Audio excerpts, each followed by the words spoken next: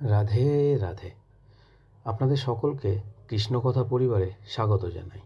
আমরা জানি গুরু শিষ্যের কর্তব্য আর দায়িত্বেও ভালোবাসার কথা বললেই শ্রী রামচন্দ্র ও হনুমানজির কথা মাথায় আসে।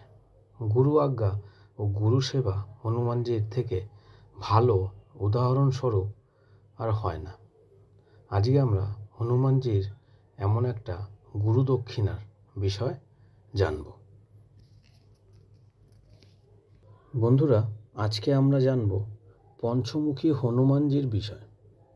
আমি যতটুকু জানি, যতটুকু জেনেছি, ততটুকুই এই ভিডিওটির মাধ্যমে আপনাদের কাছে পৌঁছে দিচ্ছি। বন্ধুরা, আমরা সকলেই হনুমানজিকে বানর রূপেই পুজো করে থাকি বা সচরাচর দেখে থাকি।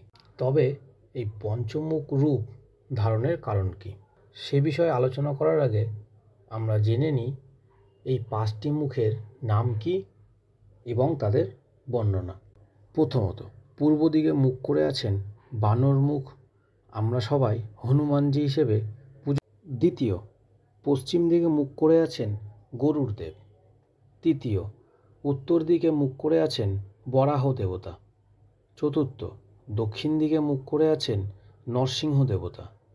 আর পঞ্চম, ওপর দিকে মুখ করে আছেন হয়গ্রীব দেবতা। বন্ধুরা, এবার আমরা জেনে নেব পঞ্চমুখ হনুমানজির রূপ ধারণের আসল কারণ।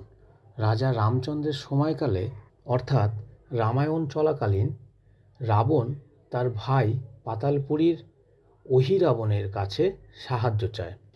তখন অহিরাবণ তার মায়ার শক্তির দ্বারা শ্রী রামচন্দ্র ও তার ভাই লক্ষ্মণকে বশ করে পাতালপুরীতে নিয়ে যায়। তখন বিভীষণ অহিরাবণ আর রাবণের চক্রান্তের কথা জানতে পারে এবং হনুমানজিকে জানায়। একটা কথা বলে রাখি, সবাই মোটামুটি জানেও যে বিভীষণও কিন্তু রাবণেরই একজন ভাই ছিল, কিন্তু সে ছিল রামচন্দ্রের ভক্ত। আর অহিরাবণ ছিলেন একজন বরপ্রাপ্ত, অতএব তাকে বধ করা সহজ ছিল না। তার পঞ্চজীবন দ্বীপের বর ছিল, সে কথা বিভীষণ জানত। এবার জানা যাক পঞ্চদ্বীপ বরটা কি। পঞ্চদ্বীপ বর হলো 5টা জ্বলন্ত দ্বীপ। এই 5টা দ্বীপ ছিল অহিরাবণের প্রাণ। এই 5টা দ্বীপের বরপ্রাপ্তের কথা বিভীষণ পুরোটাই জানত।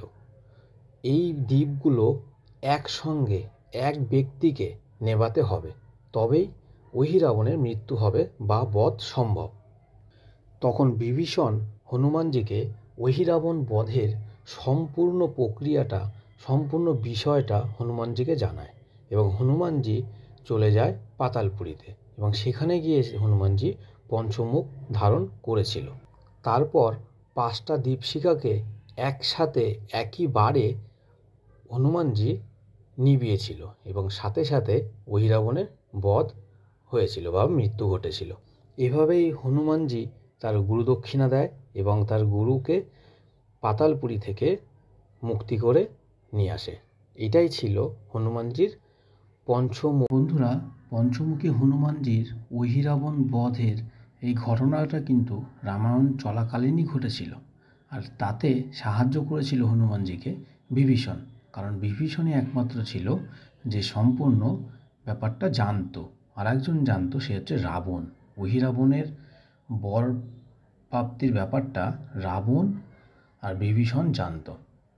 তো বন্ধুরা, যদি এই সম্পূর্ণ ভিডিওটি ভালো লাগে তাহলে কমেন্টে লিখুন রাধে রাধে। আর হনুমানজির ওই 5টি মুখের প্রত্যেকটি মুখের সম্পূর্ণ বিবরণ এবং সেই মুখ ধারণের কারণটাই সম্পূর্ণভাবে জানতে গেলে চ্যানেলটিকে সাবস্ক্রাইব করে রাখুন।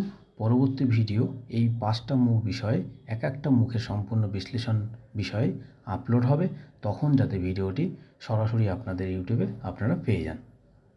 আর সম্পূর্ণ ভিডিওটি যদি আপনাদের ভালো লেগে থাকে তাহলে শেয়ার করবেন আর কমেন্টে লিখবেন অহিরাবণ সম্পর্কটা কী ছিল, রাবণ আর বিভীষণের সঙ্গে অহিরাবণের সম্পর্কটা কী ছিল।